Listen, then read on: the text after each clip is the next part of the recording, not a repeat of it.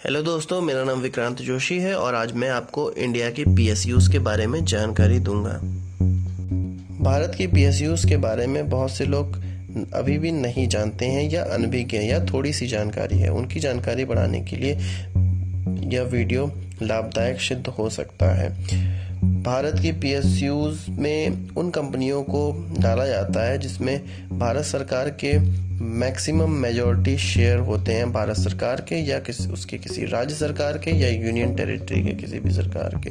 इसका संचालन ministry of heavy industries and public enterprises करती है। पब्लिक सेक्टर अंडरटेकिंग कंपनियों के बनने के पीछे काफ़ी ऐतिहासिक घटनाक्रम जुड़े हुए हैं। सर्वप्रथम हम जानते हैं जब हमारा देश आज़ाद हुआ था 1947 में, तब हमारे जो देश था वो कृषि आधारित देश था और इकोनॉमी हमारी कृषि आधारित थी। पर फर्स्ट 5 ईयर प्लान के फेल होने के बाद जवाहरलाल नेहरू को यह लगा कि औद्योगिकीकरण के अलावा उनके पास कोई और चारा नहीं है देश की गाड़ी को और आगे खींचने। अतः उन्होंने सेकेंड 5 ईयर प्लान में पीएसयूज़ की नींव रखी, जिसमें कि ऐसी कंपनियों को मिलाया गया जो कि उस समय सिक यूनिट थी या अच्छा परफॉर्मेंस नहीं कर रही थी। इसके बाद कुछ बैंकों को मिलाया गया, बैंकों का राष्ट्रीयकरण किया गया। इस तरह करके पब्लिक सेक्टर एंटरप्राइजेस तैयार किए गए।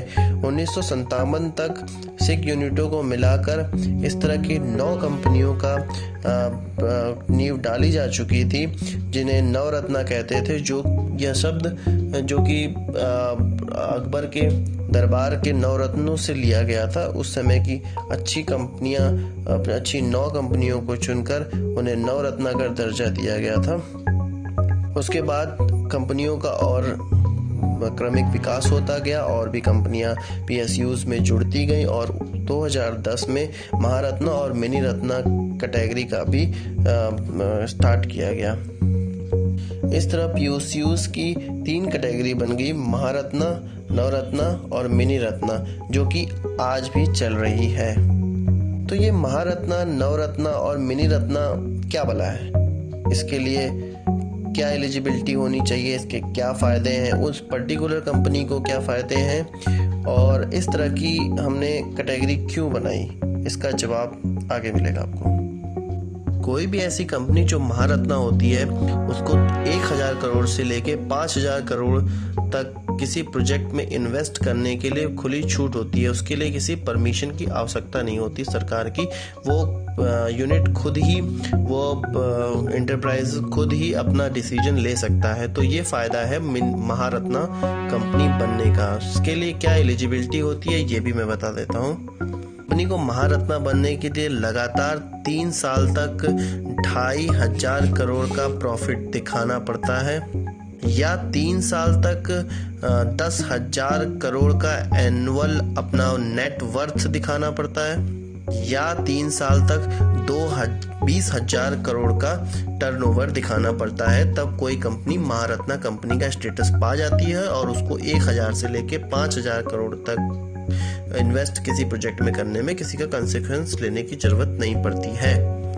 इसी तरह नवरत्ना कंपनी बनने के भी अपने फायदे हैं। इसमें कंपनी 1000 करोड़ रुपए तक की इन्वेस्टमेंट किसी भी प्रोजेक्ट में करने में उसे किसी कंसेक्वेंस की जरूरत नहीं पड़ती है। इससे ऊपर के लिए उसको कंसेक्वेंस लेना पड़ेगा, पर 1000 तक उसको कोई कंसेक्वेंस नहीं लेना पड़ता और वो एंटरप्राइज खुद ही अपना डिसीजन ले सकता है 1000 करोड़ रुपए तक।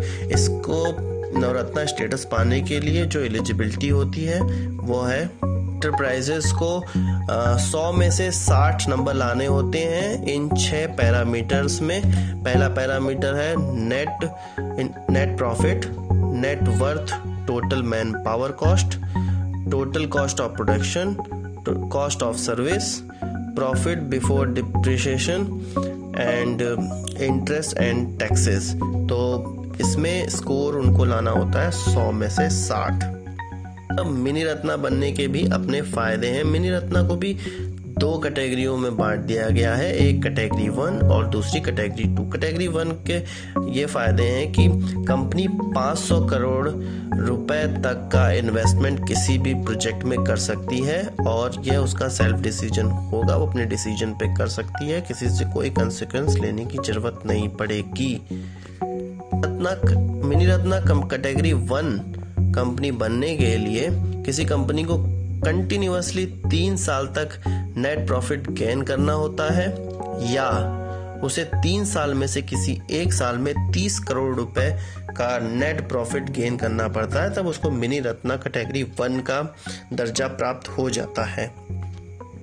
इसके आगे इसी प्रकार मिनी रत्ना कैटेगरी 2 पाने के लिए जो एलिजिबिलिटी की जरूरत पड़ती है वो है उसको लगातार 3 साल तक प्रॉफिट दिखाना पड़ता है। बस इसके लिए एक छोटी सी यही क्वालिटी होनी चाहिए कंपनी में, उसको 3 साल तक लगातार प्रॉफिट दिखाना पड़ता है।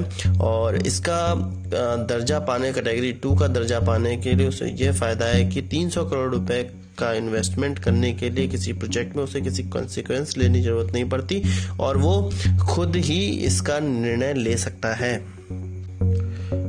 महारत्ना, नवरत्ना और मिनी रत्ना के बारे में जानकारी लेने के बाद हम ये देख सकते हैं कि इसके अंदर कौन कौन सी कंपनियां आती हैं। सर्वप्रथम 7 महारत्ना कंपनी, 17 नवरत्ना कंपनी और 73 मिनी रत्ना कंपनी भारत के अंदर हैं। 300 सेंट्रल PSUs के में से इतनी कंपनियां महारत्ना, नवरत्ना और मिनी रत्ना में आती हैं। महारत्ना में BHEL, coal India, GAIL, Indian oil, NTPC oil और ONGC steel authority of India आती हैं।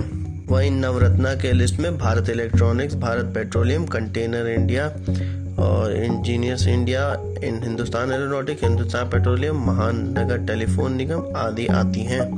मिनी रत्ना कैटेगरी 1 में airport authority, Balmer and Lawrie, Bharat coking coal, Bharat dynamics, Bharat earth mover, Bharat Sanchar Nigam limited, bridge and रूप आदि कंपनियां आती हैं। मिनी रत्ना 2 कैटेगरी में Bharat pump and compressor, broadcast engineering consultant India, central mine and planning design institute, centre red side warehouse, educational consultant India आदि कंपनियां आती हैं।